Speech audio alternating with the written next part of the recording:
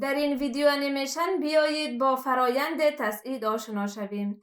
تسعید عبارت از تغییر حالت یک ماده به طور مستقیم از حالت جامد به گاز بدون اینکه به فاز مایع تبدیل شود.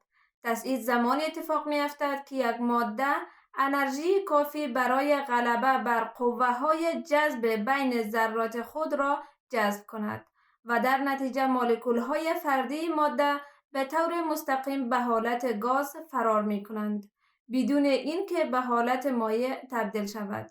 بنابراین تسعید فرایند اندوترمیک است.